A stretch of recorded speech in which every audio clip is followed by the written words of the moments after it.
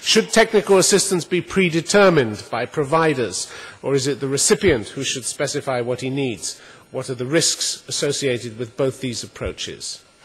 Well, it's widely accepted that providers of technical assistance should be better coordinated in order to maximize the benefit, but who takes the lead?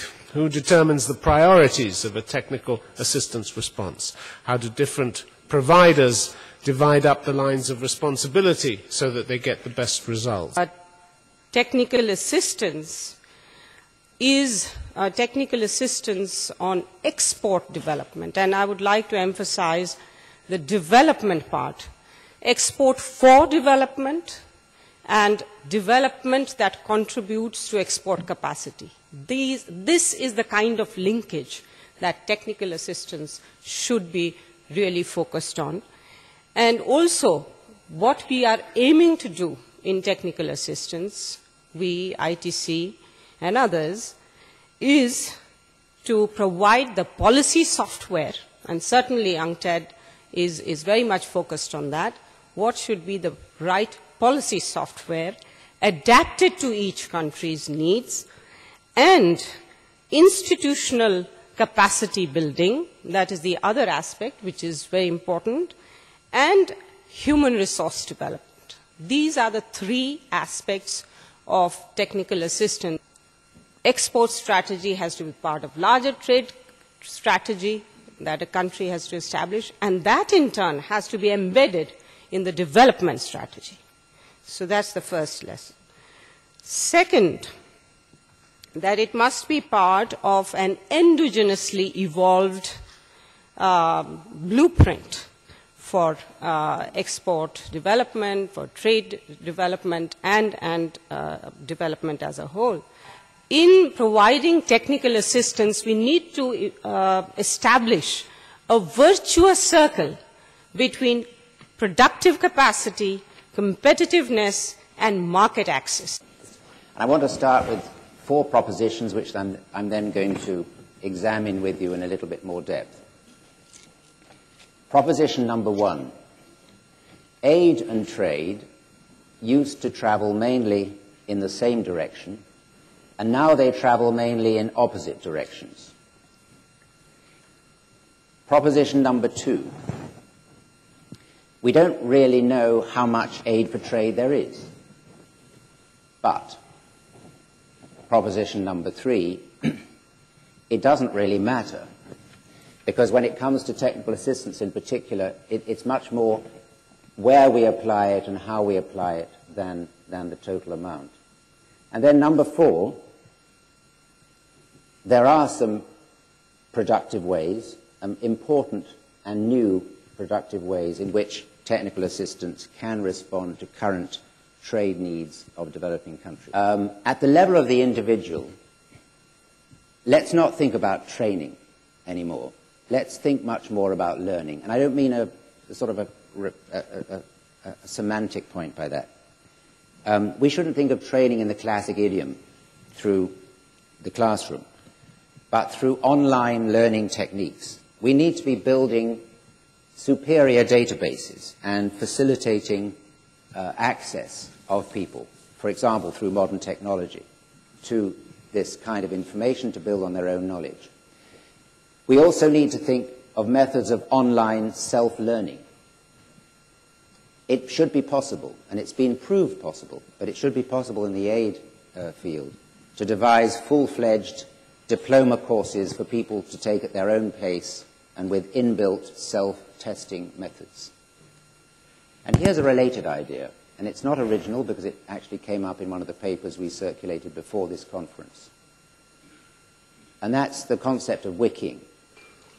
Why not, as the article suggests, create a tradepedia? Not my word, but it belongs to somebody else in the room. With the accumulated knowledge and wisdom of thousands and thousands of trade practitioners like ourselves, wanting to share experience and propose solutions to trade questions. And here's the big question. Why not host it in an organization like ours? Nevertheless, I think Switzerland is a trading country, and therefore we are also hosting some of the most important trading organizations, and therefore it's also reasonable for us as government to support, to facilitate trade, and to help partner countries to become more active partners in the whole global trade. Let me talk about 6 needs. Needs both financial and technical, the bank responses to those needs, and maybe a little bit about the agenda for the future in each category. First, Pascal Lamy, reflecting, I think, the demands of developing countries, emphasized the need for a significant flow of aid for trade. Just to give you a few numbers, for example, low-income countries receive something like $13 billion in aid for trade, according to the OECD estimates. The World Bank provides about 30% of that, some $4.2 billion, according to their definition. The second need that came out of the discussion, I think, certainly on Monday, Fiji, Cote d'Ivoire, mentioned infrastructure. In fact, if you look back over the last 10 years of statistics, you see a remarkable pattern. Donors have generally invested less, not more, in infrastructure. In the mid-1990s, for example, 60% of official development assistance went into infrastructure. By 2005, that number had dropped from 60% to 30%. So clearly, there's an issue here. The bank's performance during this period, just to speak about what we do, also declined around a fluctuating trend, perhaps somewhat little bit less lower. But in recent years, we've begun to reverse that. So of the $24 billion that we lent last year, both concessional and non-concessional, some $8 billion went into infrastructure. That's power, energy, roads, ports, and water. Roughly $3 billion of that went to low-income countries, a 40% increase over what had happened in 2000 and 2002. What's the agenda for the future? Well, I think on the one hand, donors have to increase the envelope of overall resources to make infrastructure available. But secondly, we have to realize that countries have a responsibility. Third element is trade financing. One thing the World Bank has been doing is we've just established a global trade finance program with about a $1 billion revolving fund to support trade transaction. The fourth need, I think, is lowering the costs of business, getting exports and imports in and out of the country efficiently and without undue regulation. So trade facilitation is extremely important. I'm proud to say the World Bank has increased its efforts in this area some fourfold, and we now do about $1 billion a year in lending for trade facilitation.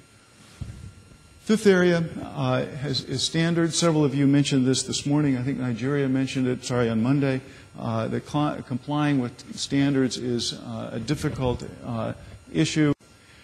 The final sixth area I'd like to point out has to do with moving competitiveness, this is the big picture, moving competitiveness to the center of the development agenda. So we're working with governments on that. We've focused on the pictures of the incentive regime, the cost, lowering the costs of services, and proactive policies in export development, investment promotion, and technology development. But I was a little bit surprised that on a panel dealing with technical assistance, nobody actually talked about technology transfer. And I did mention, of course, but I did not refer very specifically to transfer, but I did mention that innovation, technology, all these are very, very important aspects of the enabling environment, both at the national and international levels. Thank you. If maybe through this Wikitradepedia, we could use our own diaspora, who are all around the world with so many competencies, and we could pick and choose depending on the sectors, and improve our own trade capacity that way. And perhaps just reducing the bureaucracy in the tendering process. We constantly come up against that in, for instance, the European Union. The great thing about having an open-ended online discussion and knowledge accumulation process is there isn't any picking and choosing. You choose yourself to participate in this. I dare say that if they had the opportunity, the Sierra Leonean diaspora would work very enthusiastically in contributing, perhaps through electronic means, to to helping their own country find solutions to their problems? I think that Internet and networking is a very underused resource. So I do welcome very much the idea of Wikitrade and also bench learning, which I think that should go more than the regular benchmarking, and maybe we can not only talk about what we are doing, but how are we doing it to make it a successful case. Because the main problem is not to know what we have to do, but how do we do it. So I think that that might be a very useful tool that ITC can provide to us.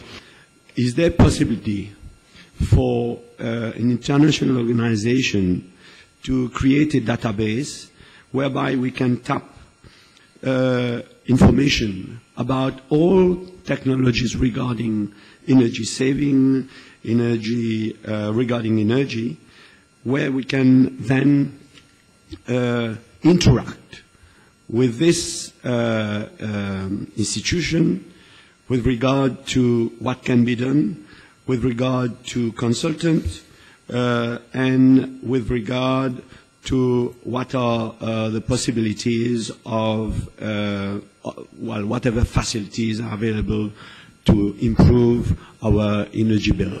Indeed, we are doing work on the intersection between trade, energy, and environment, because this is going to be both, as you said, this is a competitiveness factor, and then my colleagues also mentioned the environmental requirements that you're going to be facing increasingly in terms of your exports, particularly into developed country markets, but you yourself need to improve the energy efficiency of all the products and processes that you use.